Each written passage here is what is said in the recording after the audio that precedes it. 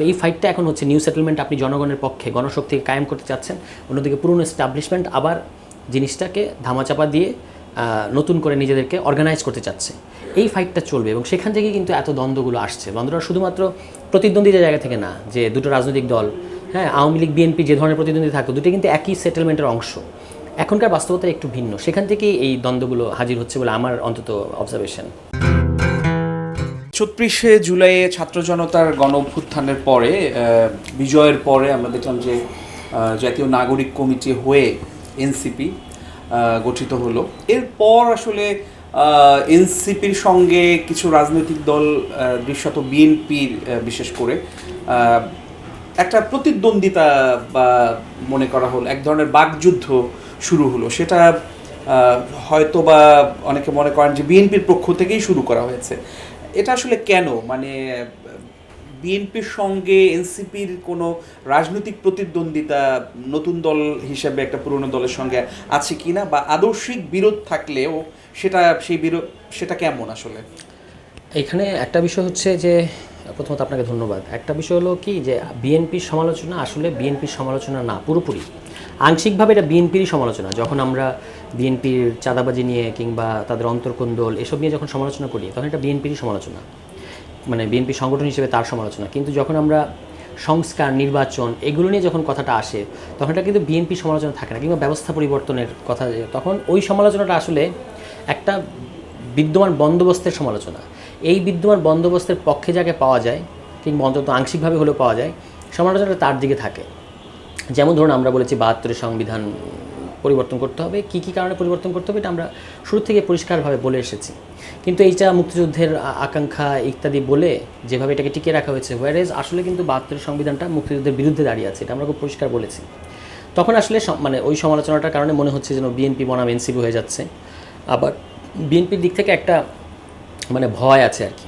ভয়টা হচ্ছে যে নতুন রাজনৈতিক দল যদি দ্রুত জনপ্রিয়তা পেয়ে যায়, তখন তারা লম্বা সময় ধরে ক্ষমতার বাইরে, আবারও তাদের ক্ষমতার বাইরে থাকতে হবে কিনা, এই দল কোনোভাবে জনগণের কাছে বেশি গ্রহণযোগ্য হয়ে যাবে কিনা, এইসব দিক থেকে বিএনপিরও একটা অস্থিরতা আপনি দেখবেন। বিএনপি যখন আমাদের বিরুদ্ধে নানা কথাবার্তা বলে, বিএনপির লোকজন এমনকি আমাদের সব বিরোধিতা করতে গিয়ে তারা অনেক সময় গণ-অভ্যুত্থানের বিরুদ্ধেও অনেক কথা বলে ফেলে, সাবকনশিয়াসলি সে কথাগুলো গণ-অভ্যুত্থানের বিরুদ্ধে চলে যায়। সম্প্রতি তাদের অনেক নেতার বক্তব্যে এটা পরিষ্কার, এবং তাদের কোনো কনসিস্টেন্ট অবস্থান নাই কিন্তু এই গণ-অভ্যুত্থান নিয়ে। তারা, আপনি এটা জিজ্ঞেস করে তারা তখন বারবার বলবে আমাদের এতজন শহীদ, কিন্তু তারা তো সেই শহীদের বিচারটাও ঠিকমতো চাওয়ার ব্যাপারে আন্তরিকতা দেখায় না, ঠিক আছে? আবার এই গণ-অভ্যুত্থানে যেহেতু খুব প্র্যাকটিক্যাল কারণে এটা বিএনপির নেতৃত্বে ঘটে নাই, বিএনপি নেতাকর্মীদের অংশগ্রহণ অবশ্যই ছিল, কিন্তু এটা তো আমরা অস্বীকার করতে পারবো না। এটা আমাদের কাছে একেবারে দিবালোকের মতো পরিষ্কার না যে জানুয়ারি মাসে ২৪শে জানুয়ারিতে বিএনপির নেতৃত্বে মানে হওয়া যে আন্দোলনটা, সেটা ফেল করার পরেই আসলে এই গণ-অভ্যুত্থানটা ৬ মাসের মধ্যে ঘটেছে। কেউ কল্পনা করেনি যেটা ঘটবে। তখন ২০০০ জানুয়ারির পরে আমি যত মানুষের সাথে কথা বলেছি, ইনক্লুডিং বিএনপির অনেক নেতা, তারা একেবারেই হাল ছেড়ে দিয়েছিলেন। এখন তারা বলতে পারছেন যে আমরা মাঠ গুছানোর পরে ছাত্ররা এসে গোল দিয়েছে, আসলে কিন্তু সেটা বাস্তবতা না। আমার কাছে সবসময় মনে হয়েছে যে ছাত্ররা গোল দিয়েছে, কিন্তু ট্রফিটা বিএনপি নিতে চাচ্ছে জোর করে। ট্রফিটা যদি জনগণ আপনাকে দেয় তাহলে আপনি নেন, অসুবিধা নেই, কিন্তু জোর করে একটা নেয়ার যে একটা অ্যাটিটিউড আমরা তাদের মধ্যে পাই, যে আওয়ামী লীগ চলে যাওয়ার পরে এটা তো আমাদের কাছেই পাওয়ারটা কুচকাওয়াজ করে নয়াপল্টনে আমাদের অফিসে আসার কথা। যখন সেটা আসছে না তাদের কাছে মনে হচ্ছে, তখনই তারা দেখবেন একেবারে ৮ অগস্ট থেকে তারা নির্বাচনে দাবি জানানো শুরু করেছে। এটা আমাদের কাছে মনে হয়েছে যে এরকম একটা হিস্টোরিক্যাল মোমেন্টে আপনি যদি, বিএনপির অনেক লোকজন এগুলোতে রিয়্যাক্ট করে আমরা যখন এগুলো বলি, কিন্তু সত্যতা বলতে হবে ইতিহাসের স্বার্থে। আপনি যদি ৭ জানুয়ারি এখানে ডামি নির্বাচন হলো, ৯ জানুয়ারি আমি আমার যে মারণ রাজনীতি নামে একটা বই আছে, সেটার লম্বা ভূমিকায় আমি একটা কথা বলেছিলাম ৯ জানুয়ারিতে, ইলেকশনের 2 দিন পরে, যে ইতিহাসের একটা বড় ডাক বিএনপি ধরতে ব্যর্থ হয়েছে। সেটা হচ্ছে, আপনি দেখবেন যে পৃথিবীর যেখানে যেখানে যখন বড় আকারে ফ্যাসিবাদ হয়, তখন সেটা আসলে একটু লেফট কিংবা সেন্ট্রিস্ট লেফট টাইপের দলেরাই নেতৃত্ব দেয় ওই ফ্যাসিবাদের বিরুদ্ধে। এটাই ইতিহাস মোটামুটি, এবং ফ্যাসিবাদের পতন ঘটায়। বাংলাদেশে একটা সুযোগ এসেছিল মানে নতুন করে, যে বিএনপির ব্যাপারে যে ইমপ্রেশন ছিল এতকাল, যেটা একটু সেন্ট্রিস্ট রাইট ঘরানার একটা দল, হ্যাঁ, এবং মোটামুটি একটা পাওয়ার সেন্ট্রিক একটা দল, কিন্তু তারা এরকম একটা বড় আন্দোলনে নেতৃত্ব দিতে পারতো। কিন্তু তাদের নেতৃত্বের, আমি বলবো যে অদূরদর্শিতা, কোনো কোনো ক্ষেত্রে আপোষকামিতার কারণে, কর্মীদের না, কিন্তু কর্মীদের একটা বিপুল পরিমাণ অংশ, মানে পুরো দলের নেতাকর্মীরা জানুয়ারি আগ পর্যন্ত যতবার ঢাকায় এসেছে একটা কথা তারা বলেছে যে আমাদের ক্ষমতায় যেতে হবে না, আমরা শেখ হাসিনাকে এখান থেকে ফেলে দিয়ে যেতে চাই।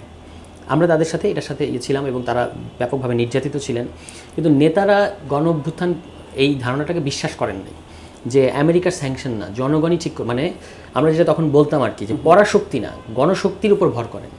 তারা এই গণশক্তির উপর ভর করেন নাই, ঠিক আছে, যে কারণে জানুয়ারিতে এই ফেলটা করেছে এবং ফেল করার পরে জুলাই ঘটেছে এবং জুলাইয়ে যারা নেতৃত্ব, স্বাভাবিকভাবে তাদেরকে আপনি অগ্রাহ্য করে অস্বীকার করে কোনো পলিটিক্যাল ট্র্যাক ঠিক করতে পারবেন না।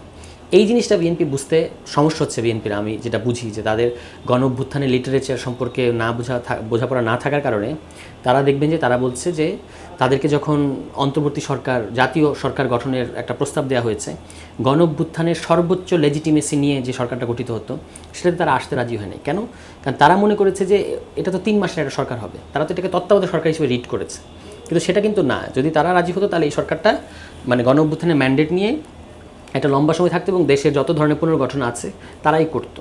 তো এই জিনিসটা বিএনপি বুঝতে পারে নাই। তো আমরা যখন এবং এই ছাত্র নেতারা, এবারকার আন্দোলনের ছাত্র নেতাদের একটা বিশেষত্ব বলতেই হবে যে 69, 90 এই হিস্টোরিক্যাল মোমেন্টে যারা ছাত্র নেতৃত্ব ছিল তারা কিন্তু আন্দোলন করে ক্ষমতাটা রাজনৈতিক দলগুলোর কাছে দিয়ে চলে গেছে।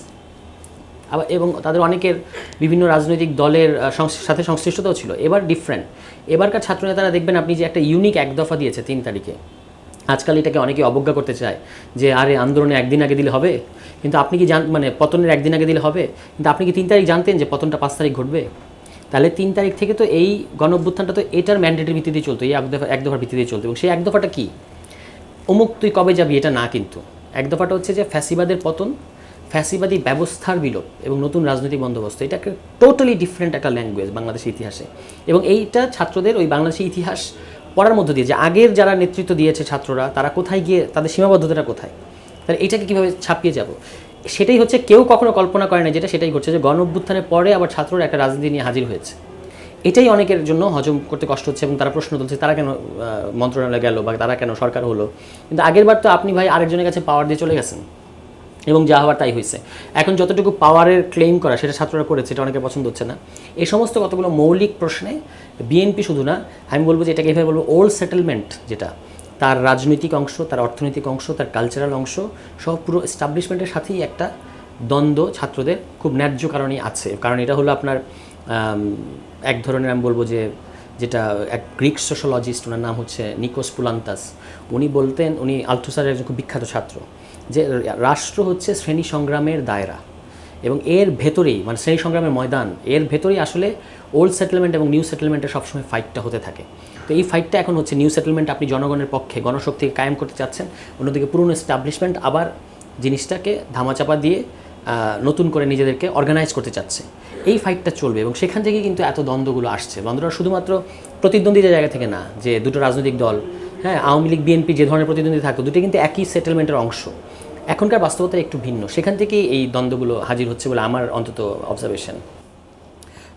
আপনি বলছিলেন যে আওয়ামী লীগ বিএনপি একই সেটেলমেন্টের অংশ, এই কথাটা আসলে এটা কি তাদের পরিবারতন্ত্রের যে ব্যাপারটা, তারপরে রাজনৈতিক যে সিস্টেম, এটা আসলে দুটো আলাদা দর্শন এবং আদর্শ আছে কিনা আওয়ামী লীগ বিএনপির?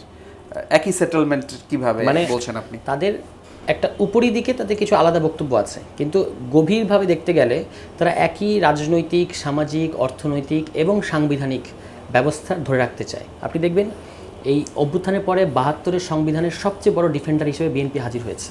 কিন্তু আমরা তখন বারবার বলেছি যে 72-এর সংবিধানটা বা এই সাংবিধানিক ব্যবস্থাটা, এই মাঠটা কাটা হয়েছে আওয়ামী লীগের জন্য এবং এই খেলার নিয়মটাও বানানো হয়েছে আওয়ামী লীগের জন্য।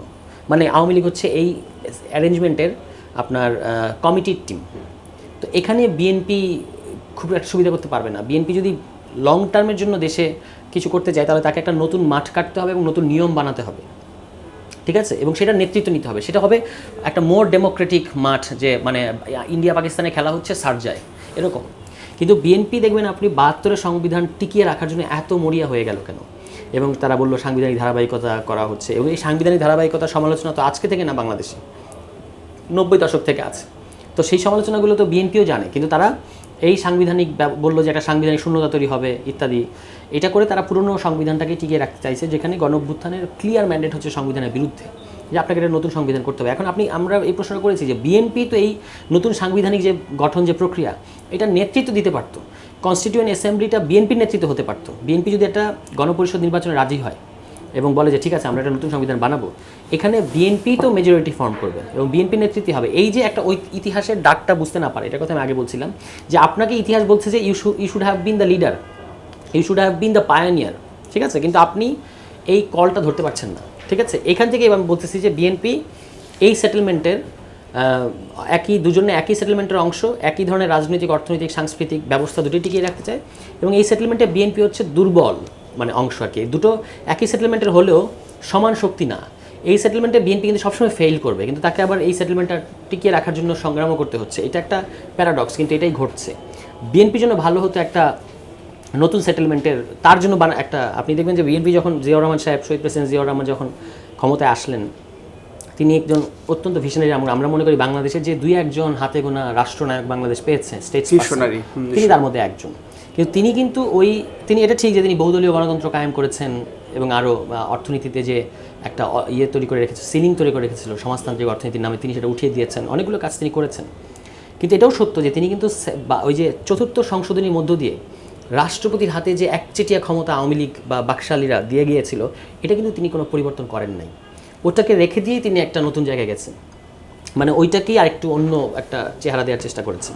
কিন্তু ওই যে অ্যাবসলিউট পাওয়ারটা, এই সংবিধানের এই মূল জিনিসটা কিন্তু যত মানে আপনার সংশোধনী বা যাই হোক, কেউ এখান থেকে সরে আসে নাই, ঠিক আছে। তো এই জিনিসটা তিনিও রেখে দিয়েছেন। এটা আমাদের ইতিহাসের স্বার্থেই সমালোচনাটা করতে হবে, এটা নাথিং এগেনস্ট হিম, এটা আমরা তাকে সেলিব্রেট করি তার বীরত্ব এবং সাহসিকতাকে, কিন্তু এটাও সত্য ইতিহাসে।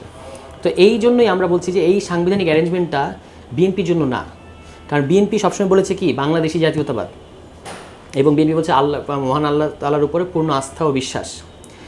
এই দুটো জিনিস আপনি এই সাংবিধানিক অ্যারেঞ্জমেন্টের মধ্যে করতে পারবেন না। মানে এখানে যে এই সংবিধানের যে ভাবাদর্শিক ক্ষমতা, চার মূলনীতির, এবং এটার যে মানে পাওয়ার স্ট্রাকচারের যে ক্ষমতা ৭২ সংবিধানের, এই দুটো মিলে আপনাকে যেখানে এটা যে পাওয়ারটা তৈরি হয়, এটা আপনি দেখবেন, আমি এটা বলেছি আগেও, আবারও এটা বলি যে বিএনপির পক্ষে এই সংবিধানের অধীনে থেকে ফ্যাসিবাদ তৈরি করা সম্ভব না। সর্বোচ্চ বিএনপি স্বৈরতন্ত্র করতে পারবে। এটা কারণ কি? কারণ হচ্ছে এটা যে ভাবাদর্শিক ক্ষমতা, ৭২ সংবিধানের কথা, ৭২ সংবিধানের যে ভাবাদর্শিক ক্ষমতা, এটার সাপোর্ট বিএনপি পাবে না, ঠিক আছে। ফলে তাকে কি হবে? স্বৈরতন্ত্রের কলঙ্কটা গায়ে মাখতে হবে। আপনি আইরনিটা খেয়াল করে দেখেন, আপনি এই সংবিধানটা বাঁচিয়ে রাখতে চাচ্ছেন বা টিকিয়ে রাখতে চাচ্ছেন, ওয়ারেজ এই সংবিধানের অ্যারেঞ্জমেন্টে যখন আপনি পাওয়ারে আসেন, আপনি এক টার্মের বেশি ক্ষমতায় থাকতে পারছেন না, এবং আপনি আসলে একটা স্বৈরতন্ত্রের কালিমা নিয়ে আপনাকে চলে যেতে হচ্ছে। ওয়ারেজ আওয়ামী লীগ যখন ক্ষমতায় আসছে, তখন একটা ডিফারেন্ট ঘটনা ঘটছে। একই অ্যারেঞ্জমেন্টে ওই স্বৈরতান্ত্রিক পাওয়ার স্ট্রাকচারের ক্ষমতাটা তো আছেই, পাশাপাশি ভাবাদর্শিক ক্ষমতাটা হওয়াতে, টোটাল কালচারাল এস্টাবলিশমেন্ট সমর্থন করাতে আওয়ামী লীগের শাসনটাকে বিকল্পহীন মনে হচ্ছে। যে আওয়ামী লীগ না থাকলে তো যে ভাবাদর্শগুলোর ক্রমাগত উৎপাদন হচ্ছে, মুক্তিযুদ্ধের চেতনা কিংবা দেশ জঙ্গিবাদ হয়ে যাবে ইত্যাদি ইত্যাদি, যেগুলো আওয়ামী লীগ বলে এসেছে এত কাল, হ্যাঁ, এইগুলো কিন্তু বিএনপি বলতে পারবে না। মানে বিএনপি বললে মানুষ এগুলো নেবে না, কিন্তু আওয়ামী লীগ বললে এটা একটা মানে পাওয়ার ব্লকের অনেকগুলো জায়গা থেকে এটার একটা আপনার আবেদন আছে। ফলে আওয়ামী লীগ ফ্যাসিবাদ করলেও এটাকে কাঙ্ক্ষিত ফ্যাসিবাদ মনে হচ্ছে এই পাওয়ারের এই ব্লকগুলো, মিডিয়াগুলোর কাছে, সবার কাছে। কিন্তু যখন বিএনপি একই অ্যারেঞ্জমেন্টে পাওয়ারে আসছে, তখন সে শুধু ওই মানে পুরো রাষ্ট্রযন্ত্রের সাপোর্ট কিন্তু পাচ্ছে না, শুধু সরকারি স্বৈরাচার করতে হচ্ছে, এবং সেটা দ্রুতই ক্ল্যাশ তৈরি হচ্ছে পাওয়ারের অন্যান্য জায়গার সাথে। এবং ফলে আপনি দেখবেন ৯৬ সালেও বিএনপি দ্বিতীয়বারের মতো ক্ষমতায় আসলো একটা নির্বাচনের মধ্যে দিয়ে, ফেব্রুয়ারি মাসে দেখেন আমলাতন্ত্র বিদ্রোহ করলো। ওই একই আমলাতন্ত্রতে এই আমলাতন্ত্র আপনি দেখলেন এই ১৫ বছরের আমলাতন্ত্র কখনো একবার আওয়ামী লীগের বিরুদ্ধে কিছু বললো? কিন্তু তখন মাত্র ২ মাসের জন্য বিএনপি ক্ষমতা এসেছিল, তারা রাস্তায় নেমে এসে জনতার মঞ্চ কত কিছু করলো, ঠিক আছে। সেম জিনিস ২০০৬ সালে করলো বিএনপি, আবারও বিচারপতির বয়স বাড়িয়ে দিয়ে তত্ত্বাবধায়ক সরকার ব্যবস্থাটাকে ম্যানিপুলেট করতে চাইলো। এটা কিন্তু নানা জায়গা থেকে রিয়াকশন হলো। তাই আমি বলছি পুরো সিস্টেমটা 72 কনস্টিটিউশনের ফলে পুরো সিস্টেমটা যেভাবে আওয়ামী লীগের পক্ষে এসে দাঁড়ায়, আওয়ামী লীগ ক্ষমতা থাকলে বিএনপির পক্ষে আসে না। বিএনপি সরকার গঠন করতে পারে, কারণ পিপল আপনাকে ম্যান্ডেট দিয়েছে, কিন্তু সিস্টেমের অন্যান্য জায়গা থেকে ক্রমাগত ধাক্কা আসতে থাকে। এটার কারণ হচ্ছে এই অ্যারেঞ্জমেন্টটা বিএনপির জন্য না। এটা আমরা বারবার বিএনপিকে বোঝানোর চেষ্টা করছি, কিন্তু মানে শুধুমাত্র রাজনৈতিক জায়গা থেকে হয়তো তারা এটা বুঝতে চাচ্ছে না, কিংবা ইমিডিয়েটলি পাওয়ারে আসা ছাড়া তাদের অন্য কোনো বিবেচনা নাই।